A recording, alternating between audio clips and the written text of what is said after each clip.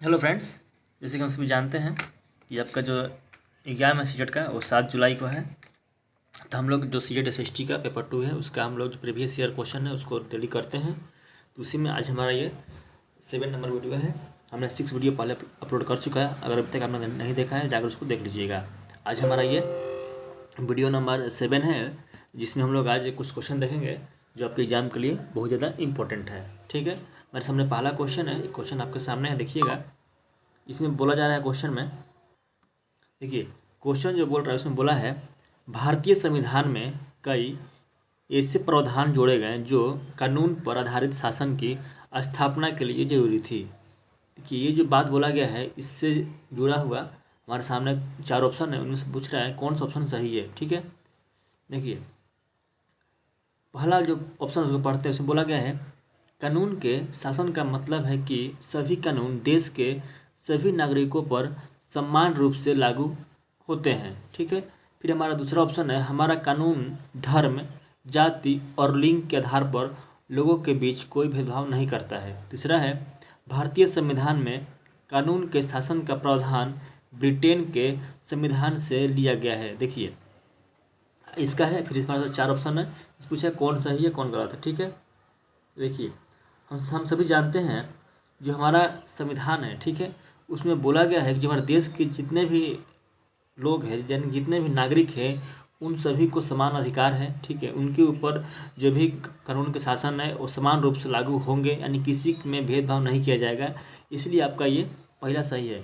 फिर दूसरा है हमारा जो देश है इसमें बोला जाता है किसी भी आदमी के साथ जाति, धर्म, लिंग के आधार पर भेदभाव नहीं कर सकते। इस चीज़ को हमारे जो भारतीय संविधान है इसने हमें मंजूरी दिया है कि आप किसी भी आदमी के साथ धर्म, जाति और लिंग के आधार पर भेदभाव नहीं कर सकते हैं, यानी कि सबके बीच में हम समान भाव से देखेंगे, यानी कि भी सही है। फिर दूसरा है, फिर लास्ट है आपका भारतीय जो संविधान है इसमें जो कानून के शासन है, ठीक है, ये क्या लिखा हुआ कानून का शासन, इसका जो प्रावधान है ये ब्रिटेन के, सही बात है, ये जो कानून के जो शासन है इसको हम लोग ब्रिटेन के जो संविधान है उससे लिए हैं। ठीक है, हम जानते हैं कि हमारा भारत का संविधान है इसको बनाने में बहुत सारे देश के जो संविधान है उसको पढ़ा गया, उसमें से जो जो अच्छी चीज़ थी उसको निकाल कर हमारे देश का जो संविधान है उसमें जोड़ा गया। जैसे कुछ अमेरिका का भाग है, फिर यूएसए का है, फिर ऑस्ट्रेलिया का है, फिर साउथ अफ्रीका का है। वैसे ही हमारा जो एक ये लिखा हुआ है कानून का शासन, इसको हम लोग ने ब्रिटेन के जो संविधान है वहाँ से लिया है। ठीक है, इसलिए हमारा ये तीनों सही है, हम बोल सकते हैं इसमें सभी कथन सही है। ठीक है, देखिए देखिए आपका यहाँ पर बोला जाता है जो आपका आर्टिकल 15 है, ठीक है, आर्टिकल 15 बोलता है कि किसी भी आदमी के साथ जाति, लिंग के आधार पर भेदभाव नहीं कर सकते हैं। ठीक है, आर्टिकल 15 बोलता है किसी भी आदमी के साथ जाति, धर्म के आधार पर भेदभाव नहीं कर सकते हैं। ठीक है, फिर नेक्स्ट क्वेश्चन है भारतीय संविधान निर्माण प्रक्रिया के संदर्भ में निम्नलिखित कथनों पर विचार कीजिए। फिर यहाँ पर आपके सामने 4 कथन है, उनमें से कौन सा कथन सही है उसको सही करना है। ठीक है, इसमें बोला गया है पहला जो कथन उसको पढ़ते हैं, बोला है 1934 में भारतीय राष्ट्रीय कांग्रेस ने संविधान सभा के गठन की मांग को पहली बार अधिकृत नीति में शामिल किया। ठीक है, फिर दूसरा कथन है हमारे पास केवल भारतीयों को लेकर बनाने वाली एक स्वतंत्र संविधान सभा की यह मांग दूसरे विश्व युद्ध के दौरान और तेज हो गई। ठीक है, फिर तीसरा है हमारे सामने नवंबर 1946 में संविधान सभा का गठन किया गया। चौथा है दिसंबर 1946 से 1949 के बीच संविधान सभा ने स्वतंत्र भारत के लिए नए संविधान का एक प्रारूप तैयार किया। देखिए हमारे सामने 4 ऑप्शन है, इन बोला गया इनमें से कौन सा सही है। ठीक है, देखिए तो इसमें बोला कौन सा सही है। ठीक है, और हमारे सामने ऑप्शन है। ठीक है,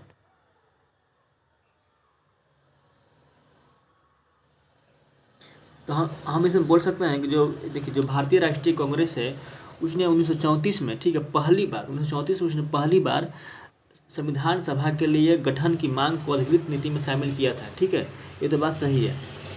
फिर दूसरा है कि जो आपका केवल भारतीयों को लेकर बनने वाली एक स्वतंत्र संविधान सभा की यह मांग दूसरे विश्व युद्ध के दौरान और तेज हो गई। ये भी बात सही है कि जब दूसरा विश्व युद्ध हुआ तो उस समय जो मांग थी भारतीय लोगों को अपनी वो ज़्यादा अतेज हो गई थी, क्योंकि जो अंग्रेज थे वो विश्व युद्ध के चक्कर में फंस चुके थे, उनके सामने कोई मौका नहीं था और भारत की हर बात को मानने के लिए तैयार उनको होना पड़ता, इसीलिए इसकी मांग जो थी क्या हुई, तेज हो गई थी। फिर तीसरा है नवंबर 1946 में संविधान सभा का गठन किया गया। बात सही है कि 1946 में एक क्या चीज़ संविधान सभा का गठन होगा, जो कि बाद में हमारा क्या किया, संविधान सभा को यानी जो हमारा जो देश का संविधान है उसको बनाने में इसका बड़ा सहयोग था। ठीक है। फिर है दिसंबर 1946 से 1949 के बीच संविधान सभा ने स्वतंत्र भारत के लिए नए संविधान का एक प्रारूप तैयार किया। भी बात सही है, बोल सकते हैं ये चारों ऑप्शन क्या है आपका सही है। ऑप्शन नंबर जो आपका डी होना चाहिए था इसमें, लेकिन चारों सही है आपका, ये बात को ध्यान रखिएगा। ठीक है।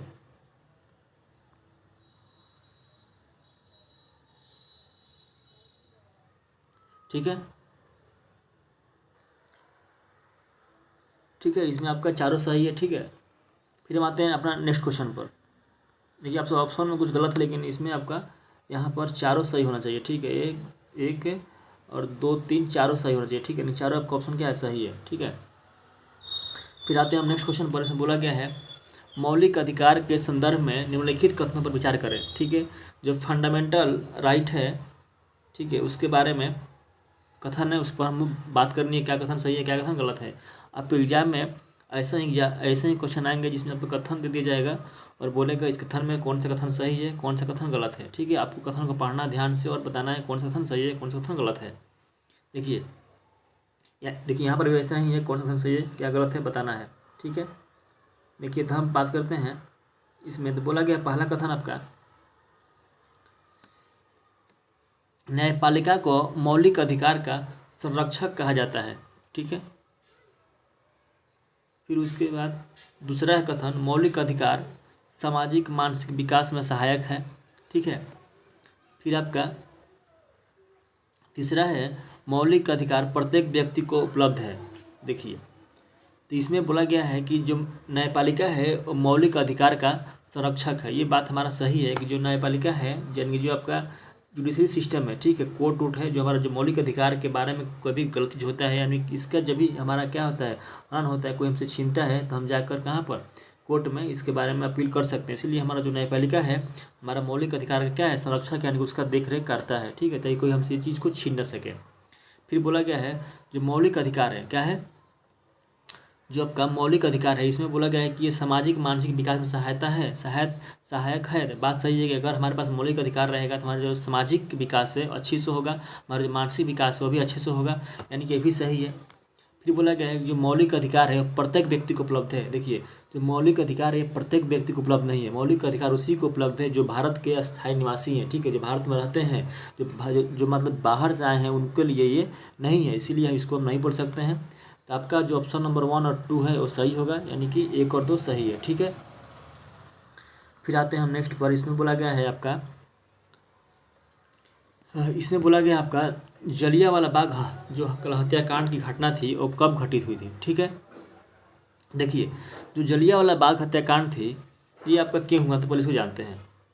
देखिए जलियांवाला बाग जो हत्याकांड है आपका ये रोलेट एक्ट के विरोध में, ठीक है, 13 अप्रैल 1919 को, कब 13 अप्रैल 1919 को जलियांवाला बाग जो कहाँ पर अमृतसर में है एक सभा का वहाँ पर गठन किया गया था, यानी कि वहाँ पर बहुत सारा लोग वहाँ पर एक जगह पर उपस्थित हुए थे इस एक्ट के विरोध में। कौन एक्ट था, एक्ट का नाम था रोलेट एक्ट। ठीक है, इसी एक्ट के विरोध में बहुत सारे लोग जलियांवाला बाग में इकट्ठा हुए थे। ठीक है, और वो जब इकट्ठा हुए तो वहाँ पर जनरल डायर था, ठीक है, ब्रिटिश सेना का जनरल था, उसने बहुत सारे सेना को लेकर आया और बिना किसी सूचना के उन पूरी भीड़ पर अंधाधुंध गोलियां चलवा दी और इसी हत्याकांड में सैकड़ों लोग मारे गए और इसी को हम लोग बोलते हैं जलियांवाला हत्याकांड। और इसका जो डेट था आपका था 13 अप्रैल 1919। ठीक है।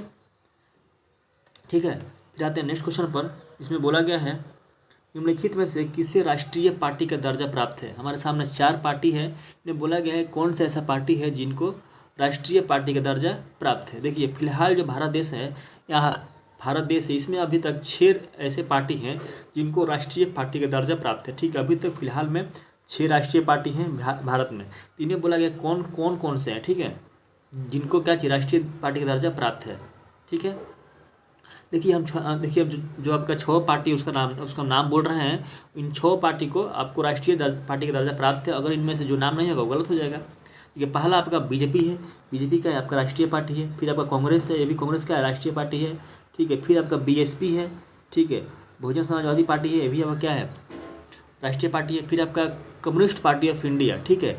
फिर आपका है आम आदमी पार्टी है, ठीक है, आप है, इसको भी मिल गया है। फिर आपका है नेशनल पीपुल्स पार्टी एनपीपी है, ठीक है, ठीक है।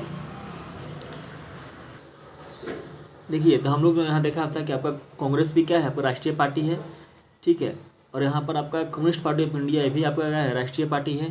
फिर आपका देखा सपा, ठीक है। और यहाँ पर राजद पार्टी है, ठीक है। तो बोल रहा है कि इनमें से किस पार्टी को राष्ट्रीय पार्टी का दर्जा नहीं है, तो हमको जानते हैं राजद का पार्टी को नहीं है दर्जा, और जो सपा है इसको भी दर्जा नहीं है, यानी कि आपका ऑप्शन नंबर हो जाएगा, ऑप्शन नंबर आपका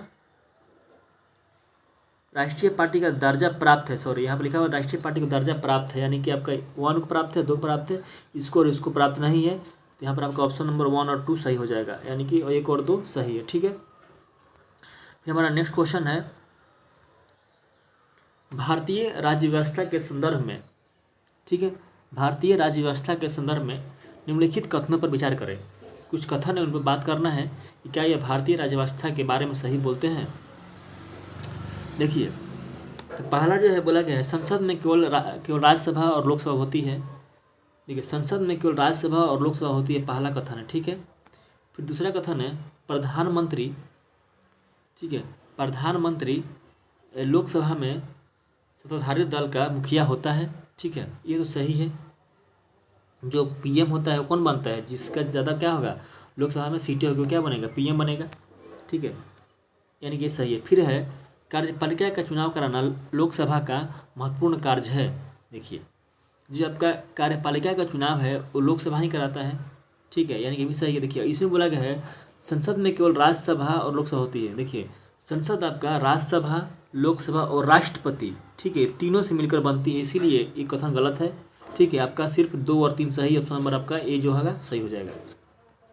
फिर नेक्स्ट क्वेश्चन है, निम्नलिखित में से किसे मूल अधिकार में शामिल किया गया है। इनमें से जो 4 ऑप्शन है, इनमें बोला गया है किसे मूल अधिकार में शामिल किया गया है। देखिए मूल अधिकार यानी कि फंडामेंटल क्या चीज़, राइट में शामिल किया गया है। देखिए आप यहाँ जानते हैं कि जो आपका शोषण के विरुद्ध अधिकार है, इसको कहाँ किया गया शामिल, मूल अधिकार में। यहाँ पर बोला गया संपत्ति का अधिकार, इसको हटा दिया गया है। नागरिकता सबको नहीं मिलती है, ये भी क्या है, मूल अधिकार में नहीं है। केंद्र राज्य संबंध ये भी नहीं, यानी कि शोषण के विरुद्ध अधिकार में क्या है, मूल अधिकार है, यानी कि सबको प्राप्त है, ठीक है। किसी के साथ भी आप क्या चीज़ गलत चीज़ नहीं कर सकते हैं, ये क्या हमारा मूल अधिकार है। फिर इसमें आपका देखिए, इसमें आपका कारण और कथन है, कौन क्या सही है क्या गलत है उसको देखना है। पहला जो कथन है वो बोला गया है, ठीक है, यहाँ बोल रहा है कि ये मतलब जरूरी नहीं है, ठीक है। बोला गया भारत एक लोकतांत्रिक देश है, ये बात तो सही है, भारत एक लोकतांत्रिक देश है, ये बात सही है। भारत में निष्पक्ष निर्वाचन प्रणाली है, ये बात सही नहीं हो सकता है, क्योंकि जरूरी नहीं है कि आपका निष्पक्ष निर्वाचन प्रणाली ही हो, ठीक है, क्योंकि इस पर बहुत सारे फैक्टर जो है डिपेंड करता है। इसीलिए हम सिर्फ बोल सकते हैं कथन आपका जो ए है वो सही है, ठीक है। तो कथन आर भी सही है, ठीक है, भारत में निष्पक्ष निर्वाचन प्रणाली है, लेकिन सिर्फ एक ये लोकतांत्रिक देश इसी कारण नहीं है, ठीक है। इसलिए हम बोल सकते हैं कथन ए और आर दोनों सही है, लेकिन आर जो है कथन ए का सही व्याख्या नहीं करता है, ठीक है। आज के लिए इतना ही, मिलेंगे नेक्स्ट वीडियो में, तब तक के लिए जय हिंद जय भारत।